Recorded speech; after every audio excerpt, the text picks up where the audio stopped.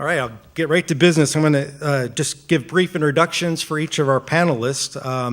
Our first one is Ron Cornelius, and he began playing guitar as a kid in California.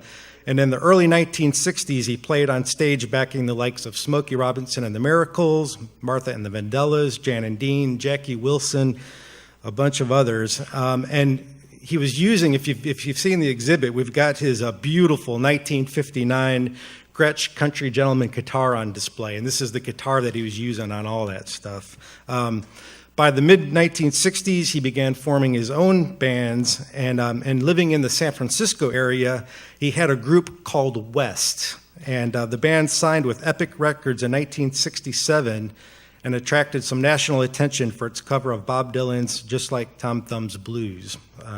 Ron went on to play guitar on Dylan's albums Self-Portrait and New Morning, on Leonard Cohen's Songs from a Room, Songs of Love and Hate, and 1973's Live Songs. And he also played on recordings by Flatt and Scruggs, Loudon Wainwright III, Tracy Nelson, and many others. And then he also toured extensively with Leonard in the early 70s. We'll be talking about that today, too. After visiting Nashville for months at a time, Ron relocated from California to Tennessee in 1975. He began focusing on song publishing, working for Pete Drake and ATV Music Corporation before forming his own independent publishing, production, and record companies. Please welcome Ron Cornelius.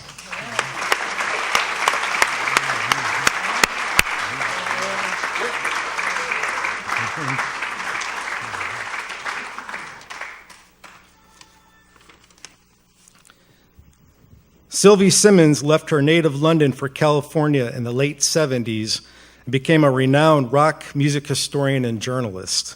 Her stories have appeared in Cream, Q, Rolling Stone, the San Francisco Chronicle, and many other publications. And writing for Mojo since its first issue, Sylvie is a contributing editor and Americana columnist for the magazine. She also has written a number of liner notes for artists ranging from David Bowie to Emmylou Harris, from Leonard Cohen to the Red Hot Chili Peppers. The best known is the widely regarded book she wrote at the request of Johnny Cash and Rick Rubin for a Johnny Cash box set titled Unearthed, which came out on American Recordings in 2003. And this turned out to be Johnny Cash's first posthumous release. And their interview, conducted a one-week period at Cash's home less than 6 weeks before he died, was the last major interview that Johnny Cash gave. Sylvie is an award-winning author. Her most recent book is the New York Times bestseller, I'm Your Man, The Life of Leonard Cohen, which the Times called, quote, the definitive Cohen portrait, fearless and smart. And we do have copies of that book in our museum store as well. Sylvie's unorthodox book tour, in which she read from her book and sang Leonard Cohen songs while accompanying herself on a ukulele, lasted more than a year and took her across the world. Last year, she came out as a singer-songwriter, signing a record deal with the hip label Light in the Attic Records and recording an album that the Guardian newspaper described as one of the most beautiful albums of the year. I got to tell you, she's also playing a show tonight at the Basement over there on 8th Avenue at 7 o'clock tonight, so I encourage you all to go see her. And one thing I forgot to mention is that the BBC made a documentary about her called The Rock Chick. Please welcome, all the way from San Francisco, Sylvie Simmons.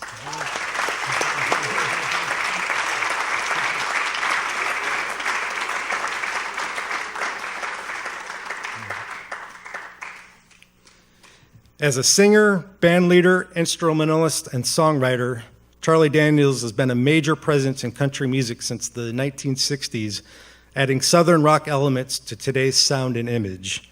In the process, he vastly widened country music's popularity. We asked him to be here today specifically because he worked closely with producer Bob Johnston, who is responsible for bringing Bob Dylan and Leonard Cohen to Music City in the 1960s. Charlie played on Leonard Cohen's Songs from a Room and Songs of Love and Hate and Live Songs. That later album was culled from two European tours in 1970 and 72 when Charlie and Ron Cornelius were members of Leonard's touring band. Dylan included Charlie Daniels on 3 of his albums, Nashville Skyline, Self-Portrait, and New Morning. And the Telecaster that Charlie used on those records is up on display in the exhibit. And we've got this quote from Bob Dylan talking about Charlie Daniels. He says, "I felt I had a lot in common with Charlie. The kind of phrases he'd use, his sense of humor, his relationship to work, his tolerance for certain things. When Charlie was around, something good would usually come out of the sessions." And last year, Charlie released Off the Grid, Doing It Dylan, a whole album of him doing Dylan songs, and we have that available in our museum store as well. And Charlie also contributed to other recordings featured in the exhibit, including Ringo Starr's 1970 album, Boo Coops of Blues. And, after those experiences, Daniels focused on his own recording career. He released his self-titled debut album in 1970, scored his first pop hit, Uneasy Rider, in 1973, and his number 1 country hit, The Devil Went Down to Georgia, in 1979. Among his other accomplishments was the 1974 launch of his Volunteer Jam. These became must-see musical spectacles for thousands, where you would see a diversity of acts sharing one bill, from country legends to B.B. King and James Brown.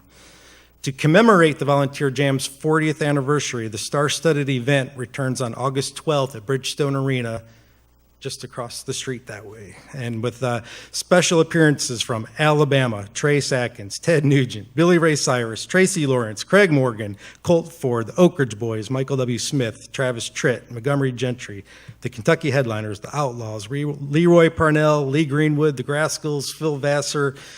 Tickets are on sale. Go to that show, August 12th. Yeah, and Charlie has sold millions and millions of records, won CMA and Grammy Awards, and he's a member of the Grand Ole Opry. Please give a hand for Charlie Daniels.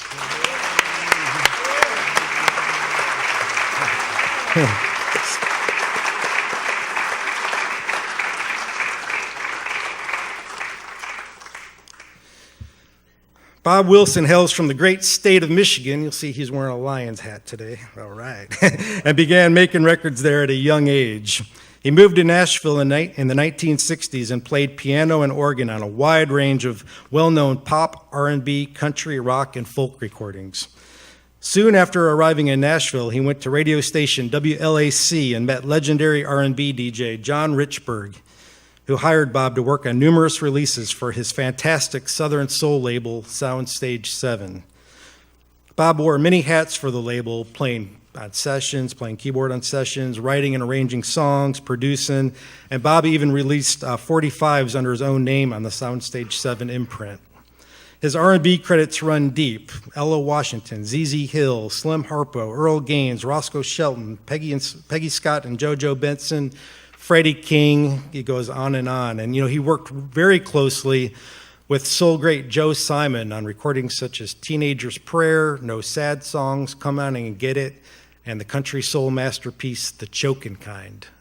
The Chokin' Kind is one of those songs that, we had featured in our exhibit on the second floor, our Night Train to Nashville exhibit that explored the whole history of R&B music in Nashville. And then now 10, 11 years later in that same gallery, that song's heard in the Dylan Cash Cats exhibit. So Bob Wilson played on several albums featured in the new exhibit, including Bob Dylan's Nashville Skyline and Self-Portrait, Linda Ronstadt's Silk Purse, J.J. Cale's Naturally, Pete Seeger's Rainbow Race, and Charlie Daniels' early solo efforts. And he also was a member of the Earl Scruggs Review and appeared on some of Earl's solo albums. Not to mention he played on recordings by Dolly Parton, Roy Buchanan, Doc and Merle Watson, George Jones. All the way from Michigan, please welcome Bob Wilson.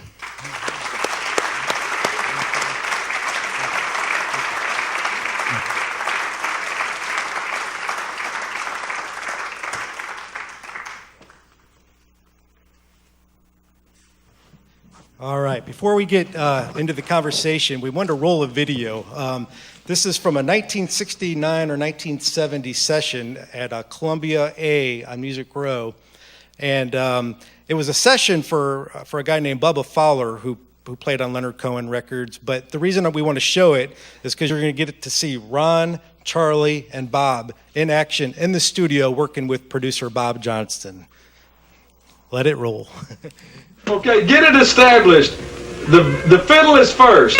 Ron, you're second. The piano is third. Charlie is fourth. The bass is fifth. And the break on the drum, and then he comes in. Like there's 4 beats silent on the break on the drum, and then he comes in at the last part of it. And then Bubba takes it out.